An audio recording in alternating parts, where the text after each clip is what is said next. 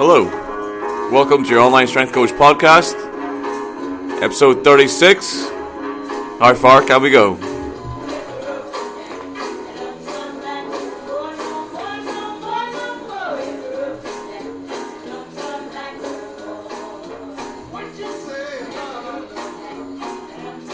Hey, how's it going? Welcome to episode 36. It is still the 26th of August 2015. This is in response to a question asked on episode 34 on the YouTube. Question was asked by PL700. I have a question for you, Marc. You've worked with a lot of lifters. In your opinion, how do we know how far we can ultimately go? I know you're a realistic guy, so I know I'm not going to get a reach for the stars response. Can you answer that question? What are the factors involved? Probably most controversially, can you put some numbers to it? Thanks for the very easy question. I'll just pack my shit up and go, shall I? This is obviously going to be one of the more esoteric podcasts. Not really much we can say here. I'm probably going to be vastly wrong or bang on the money, one or the other. It is quite an interesting question, though, to propose an answer to, because it provides a nice frame of thought, or a nice frame of it's a nice abstract problem that lets you think about other things that are involved with kind of the limits of lifting and where we can go, and what are the ultimately limiting factors of lifting.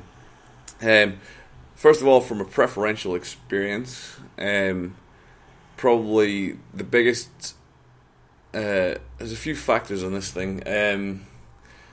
First of all, we need to decide to what standard we want this to go to, because this, the all-time record sort of jazz always comes, it always comes ahead with the standard that the liftings are done under. So, for example, a 460 kilo squat done on the IPF is not the same as a 460 kilo squat done in the GNC or the GPC or one of the multiply federations, for a number of reasons.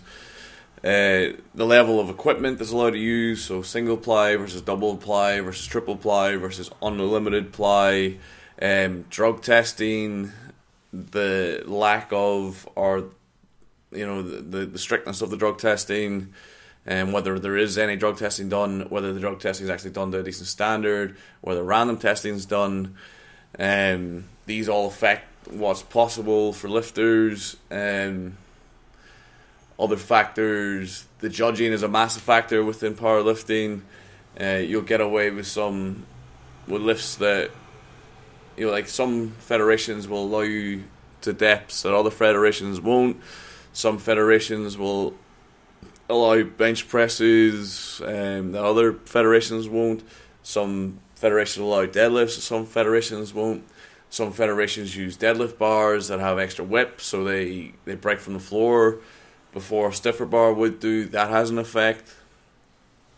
These all have massive effects on what's actually possible within the kind of limit levels of lifting.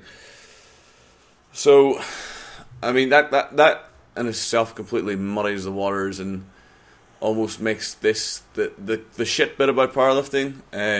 Weightlifting's a lot better in that sense because everything's standardized. Everyone lifts under the same federation. The drug testing is there. Now, people beat the drug testing, obviously, but that's by the by. You're never going to be able to control for that. You can try and make the testing as good as you want. You can try and make the testing as accurate as you want. You can try and make the testing as random as you want. You can try and test people, let people know who you are, do random testing out of competition, do all these things. You're still not going to catch everyone. People are going to cheat, and that's just the way it is. You're chasing. If you're doing the chasing, you're never going to catch the guy because he's innovating, he's moving. They change the drugs. The drugs change. The dosing changes. The timing of the dosing changes. The nature of the drugs change. you're pretty much fighting a losing battle there. So even if you do test, although it will limit a lot of what you can do as regards that side of lifting, it's still not going to make it an even playing field. But as far as we for the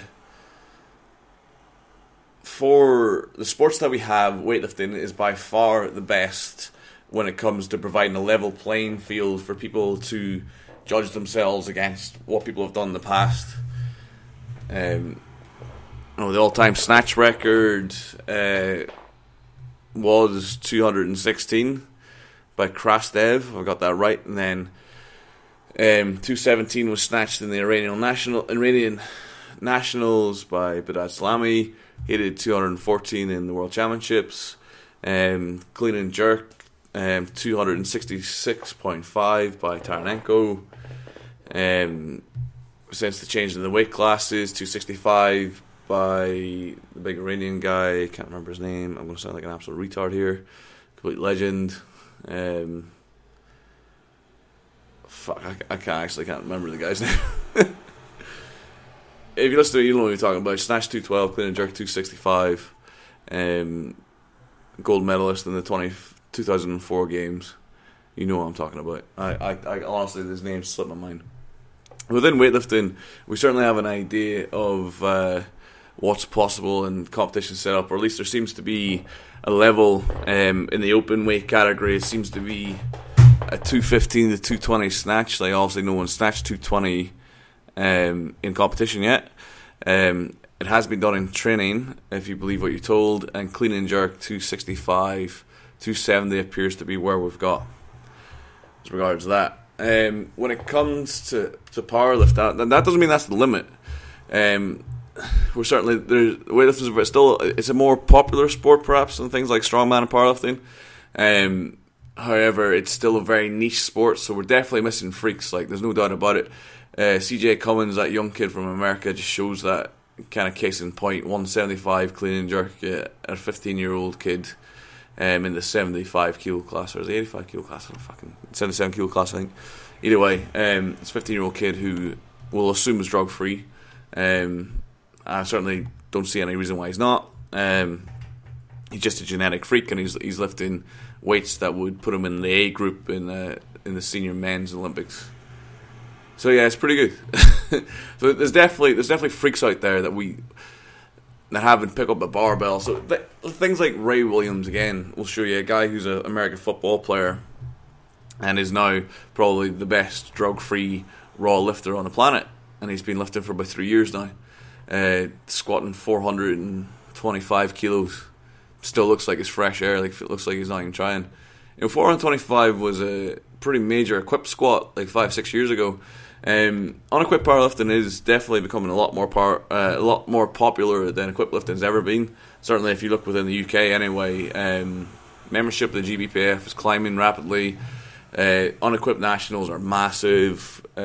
Unequipped comps up and down the country are getting far bigger populations of lifters than equipped lifting ever did. So we're still, I feel we're still finding our feet as regards that kind of part of lifting. As regards to within powerlifting, where can we go is the question. I'm assuming the question. To provide an answer to that, it depends what you want to see. If you want to see the most weight anyone can lift ever, regardless of drug status, regardless of testing, then I think we've still got a ways to go. You look at factors like knee wraps, belts, they've still got a ways to go. I mean, they're still pushing the squat. When Milanichev squatted 445 2 years ago in just knee wraps and a belt, it was huge. Everyone was like, "Oh my god, this is crazy!" And that's an untested lifter using knee wraps and a belt. And now Eric Littlebridge is pushing that up to 265. Milanichev's right beside him. These guys are going to go to 500. I've got no doubt about that. Within the next 5-10 years, someone's going to squat 500 in an untested federation and just knee wraps and a belt. Now, what's the depth on that? Blah blah blah. Like, aside, it's going to happen. Someone's going to deadlift 500. I'm certain of that. it's going to take a little while, but you see Ed Hall's doing 263. Looks fairly easy.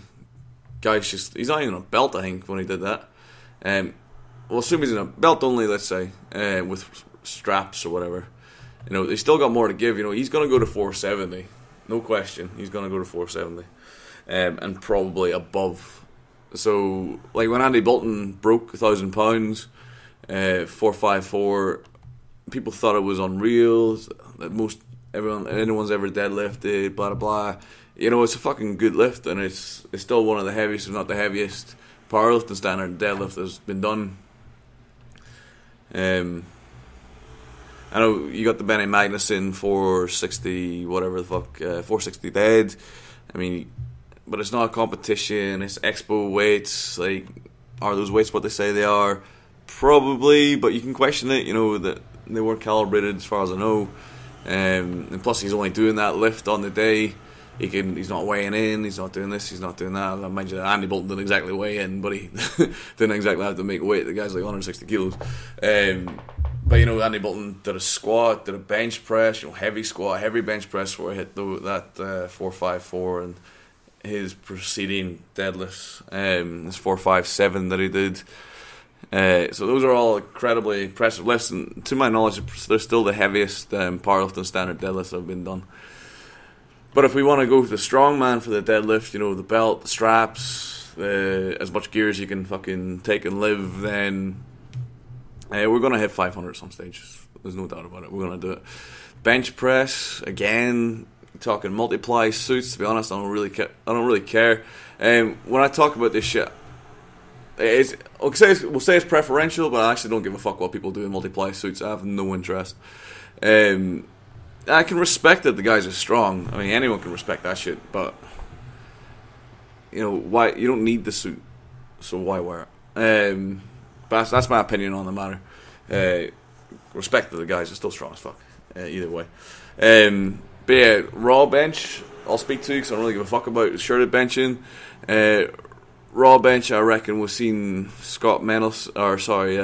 Spoto hitting. Is it 317.5 kilos? Maybe 322? I can't remember off the top of my head. I'm not going to Google it. It's in that ballpark.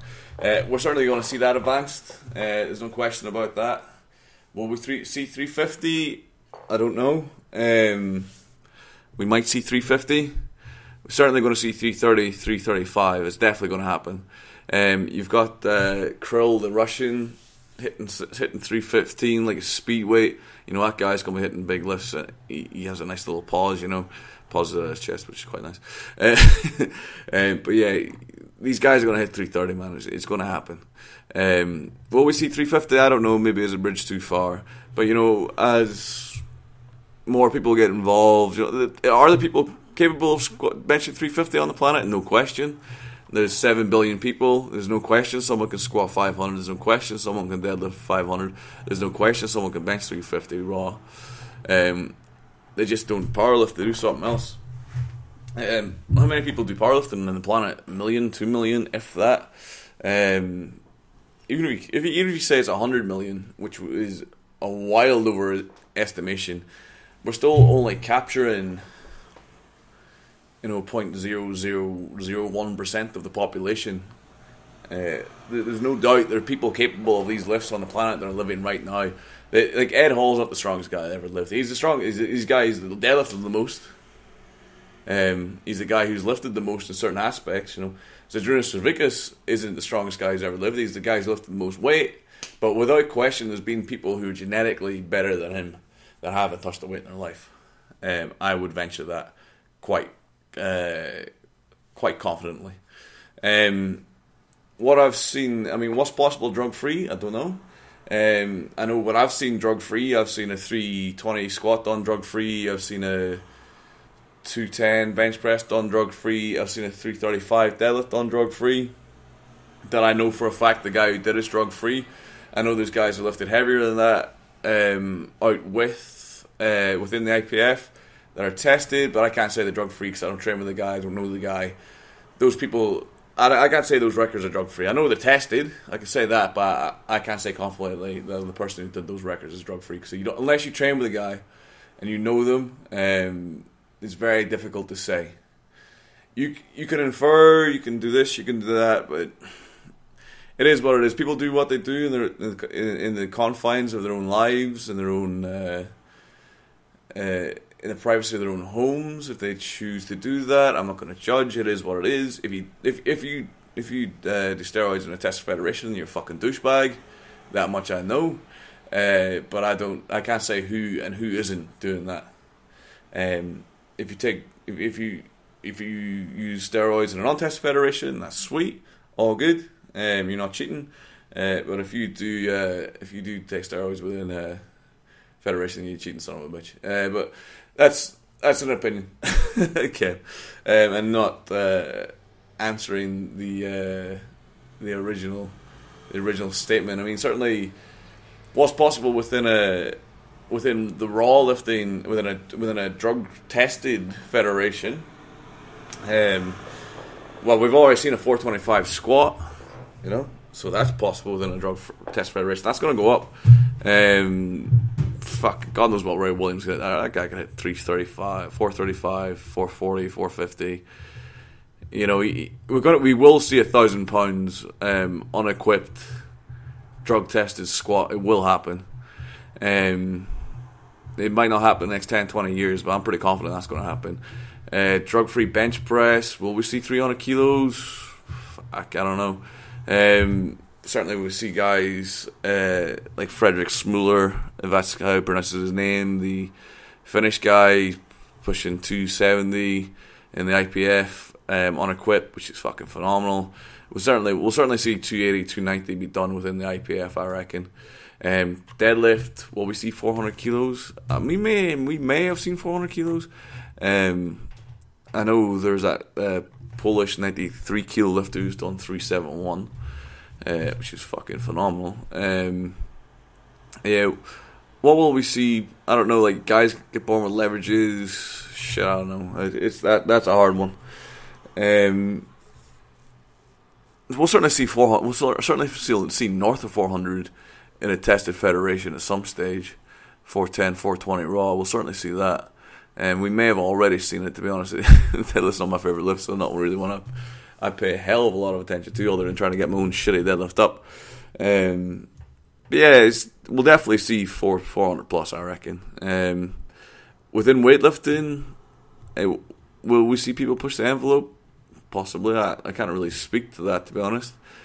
I know people have done more than that. I've lifted more than the current world records in training, but in training, when testers aren't around, it's a different ball game entirely. So, and that's the thing. Certainly Badad Salami is capable of snatching 220, I believe. Will they do it in competition? Don't know. Probably not.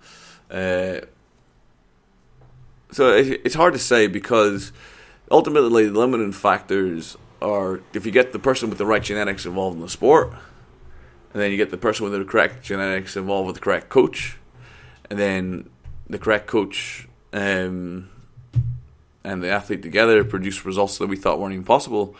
And then you apply that with drug use and whatnot, and then God knows what we can do. But I certainly believe raw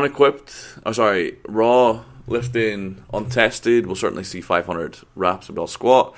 We will definitely see a 330 plus bench. We will definitely see I'm pretty certain we'll see a 500 deadlift at some stage. Maybe not within the next 10 years, but we definitely will see it at some stage.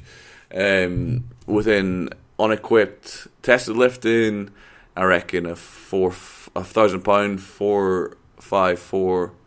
Was it 445? 454. So I'm just going to do a quick little calculation.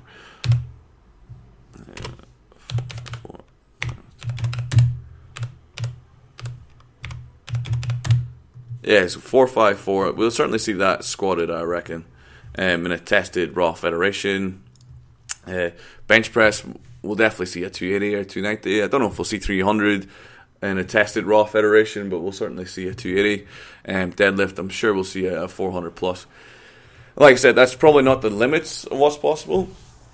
But unless we get 7 billion people lifting weights, we're never going to find out what's possible and whack them all on steroids. So, as powerlifting becomes more popular, we will see the levels of the lifts improve, and if it becomes an Olympic sport, then you can expect to see the levels pushed on, especially from the tested side. You'll definitely see a huge increase in the capabilities of the lifters doing it there. Okay, I hope that's answered your question. Comments, questions, please leave them below. Like and subscribe. Get us on the website if you want to. This is Marc of CastIronStrength.com, your online strength coach podcast.com, and various other internet sensational podcasts. Leaving you, and I'll see you on Thursday for episode 36.